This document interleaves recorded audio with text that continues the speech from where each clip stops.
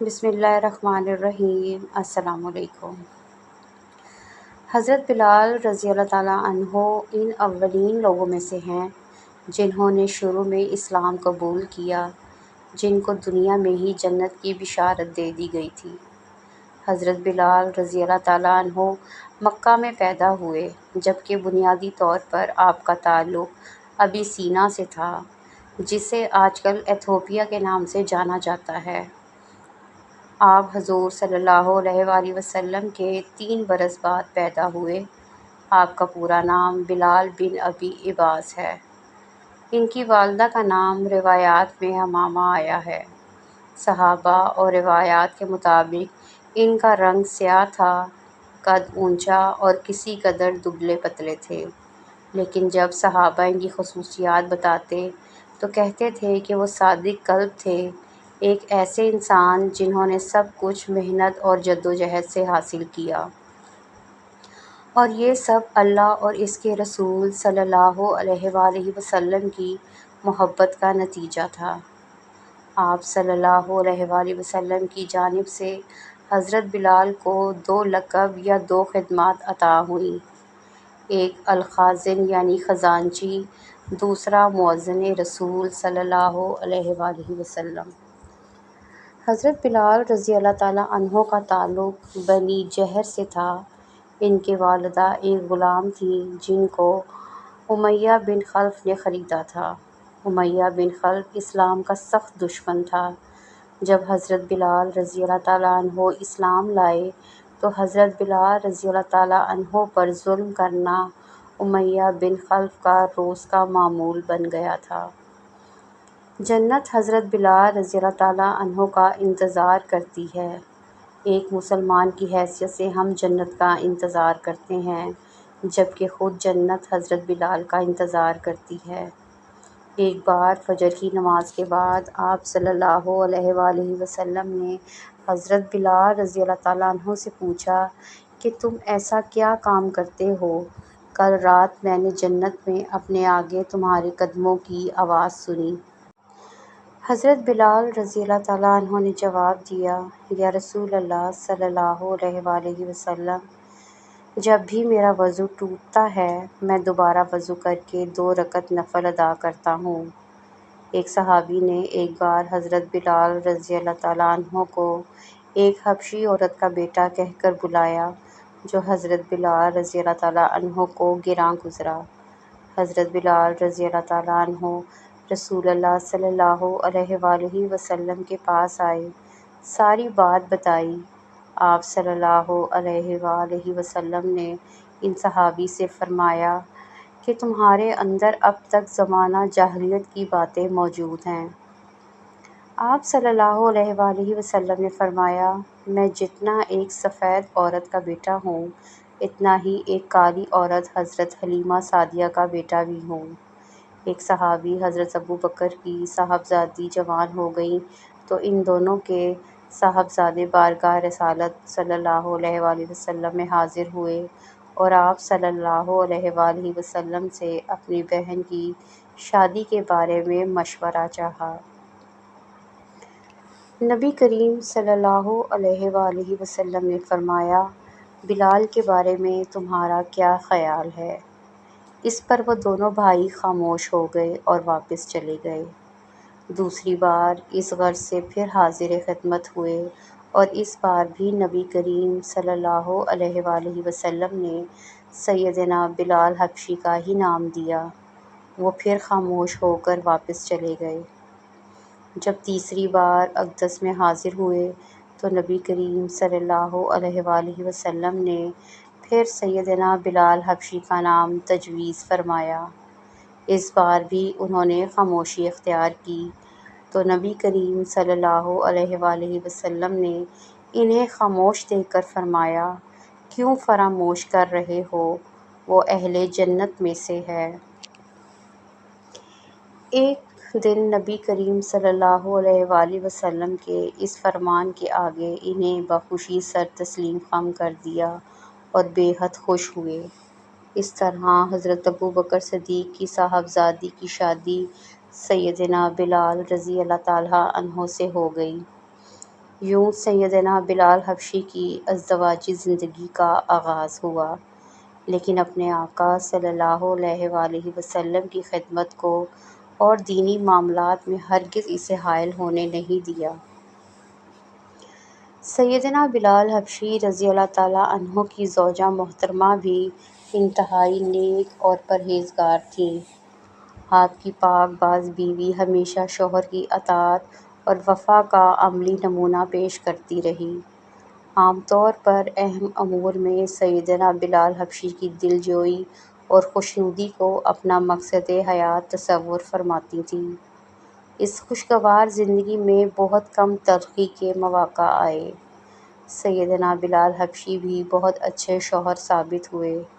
روایات کے مطابق سیدنا بلال حبشی نے اپنی زندگی میں متعدد نکاح کیے، لیکن انہوں نے کوئی جانشین یا وارث نہ چھوڑا۔ اسلام نے نسلی امتیاز کا بت یوں توڑا کہ سیدنا بلال حبشی نے مدینہ طیبہ میں نکاح کا ارادہ ظاہر فرمایا تو قریش کے منتخب امراء نے انہیں دامادی میں قبول کرنے کی خواہش کا اظہار کیا۔ سیدنا بلال حبشی رسول اللہ صلی اللہ علیہ وآلہ وسلم کے حکم پر مدینہ طیبہ کے کسی محتاج کی تلاش میں تھے کہ کچھ مال عطا کریں۔ اسی دوران آپ کو آپ کا بھائی آتا دکھائی دیا جو یمن سے آپ کو ملنے کے لیے آ رہا تھا۔ جب آپ کے قریب پہنچا تو کہا، تم کہاں سے آ رہے ہو؟ سیدنا بلال کے بھائی نے جواب دیا، میں یمن سے آ رہا ہوں، رشتے کی تلاش میں ہوں، میرا نکاح ہو جائے، کیا کوئی بات بنی؟ سیدنا بلال حبشی نے پوچھا، لوگ کہتے ہیں تو عربی ہے اور چاہتا ہے کہ یمن میں رشتہ ہو، لیکن جب مجھ سے پوچھا تمہارا تعلق کس قبیلے سے ہے، تمہارا حسب نسب کیا ہے، تو میں نے صحیح صورتحال بتا دی کہ میں مکی ہوں، مکہ میں پیدا ہوا، بلال ابن عباس کا بھائی ہوں۔ یمنیوں نے جب آپ کا نام سنا تو کہا، بلال کو بلا لاؤ، اگر وہ تمہارے لیے فرما دیں تو ہم تمہیں رشتہ دینے کو تیار ہیں، اس لیے میں اتنا طویل سفر کر کے حاضر ہوا ہوں۔ سیدنا بلال حبشی نبی کریم صلی اللہ علیہ وآلہ وسلم سے اجازت لے کر اپنے بھائی کے ساتھ یمن روانہ ہو گئے۔ دونوں بھائی سفر کر کے رات کے وقت یمن میں پہنچے۔ صبح ہوتے ہی آپ اپنے بھائی کو لے کر اس گھر میں تشریف لے گئے جہاں رشتہ مطلوب تھا۔ انہوں نے آپ سے آپ کے بھائی کے متعلق پوچھا تو حضرت بلال نے فرمایا، یہ میرا بھائی ہے، نہ آداب سے اچھا ہے نہ دین میں صحیح ہے، چاہو تو اسے رشتہ دے دو، چاہے تو انکار کر دو۔ یہ کہہ کر حضرت بلال رضی اللہ تعالیٰ عنہ نے مسجد کا رخ کیا۔ ابھی اذان نہیں ہوئی تھی کہ اتنے میں ہاتف نے غیبی ندا دی، تم خود نکاح کیوں نہیں کرتے؟ تمہیں کس چیز نے روک رکھا ہے؟ اللہ تعالیٰ نے تمہیں دنیا اور دولت سے بھی نوازا ہے، اب تم آزاد بھی ہو، جبکہ اس سے قبل تم غلام تھے۔ سیدنا بلال حبشی ہاتف غیبی پر سوچ میں پڑ گئے، آخر فیصلہ کیا کہ ضرور نکاح کرنا چاہیے۔ نماز سے فراغت کے بعد احباب سے مشورہ کیا کہ کس سے رشتہ لیا جائے، پھر طے پایا کہ آپ کا رشتہ ہند الخولانی سے موزوں ہے۔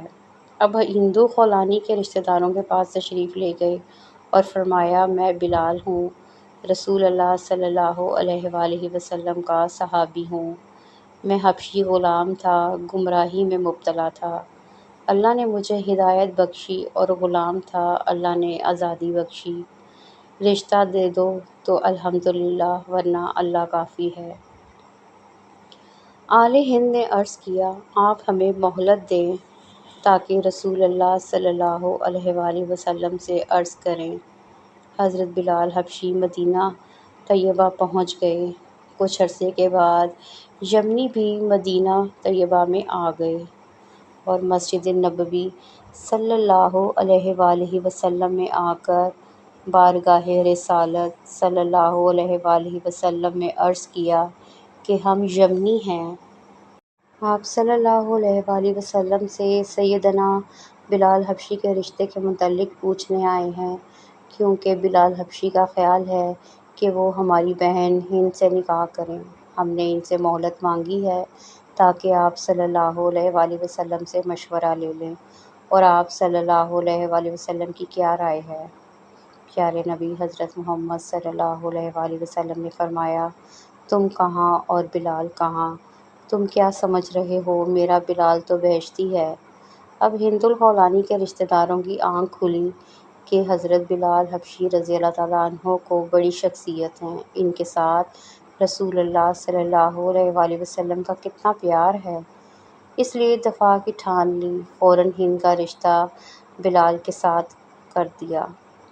ہند الخولانی سے نکاح کے بعد بہتر ماحول رہا، لیکن کچھ ناگوار بات ہند الخولانی سے صادر ہو گئی۔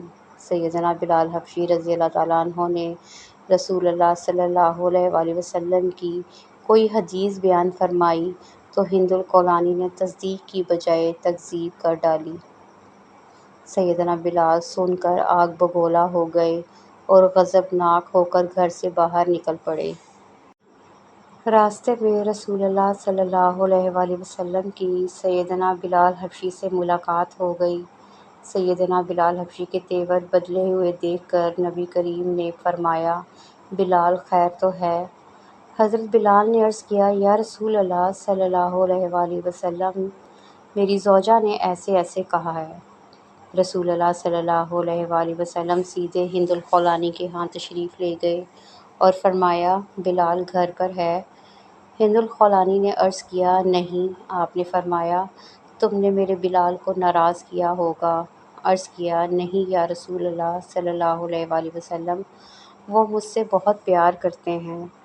آپ صلی اللہ علیہ وآلہ وسلم نے فرمایا، کیا انہوں نے میری کوئی شکایت کی ہے؟ رسول اللہ صلی اللہ علیہ وآلہ وسلم نے فرمایا، ہاں شکایت کی ہے، لیکن وہ حق پر ہے اور تو غلطی پہ ہے۔ آئندہ سے خیال کرنا، میرے بلال کو کسی بھی وقت ناراض نہ کرنا۔ اس کے بعد سیدنا بلال حبشی گھر واپس آئے تو ہند الخولانی نے معذرت کر لی اور اپنی غلطی کا اعتراف کیا۔ پھر کبھی بھی کوئی آپس میں اختلاف نہ ہوا۔ ہجرت مدینہ کے بعد سیدنا بلال حبشی اہل صفا میں شامل ہو گئے تھے۔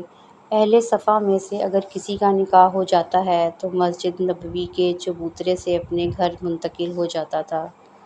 اسی طرح جب سیدنا بلال حبشی کا نکاح ہوا تو آپ بھی الگ رہنے لگے، مگر آقا صلی اللہ علیہ وآلہ وسلم کی خدمت اور معمولات میں شادی کو ہرگز حائل نہیں ہونے دیا۔ تو پیارے دوستو، یہ تھی آج کی ویڈیو۔ اگر آپ کو اچھی لگی ہو تو چینل کو سبسکرائب ضرور کریں۔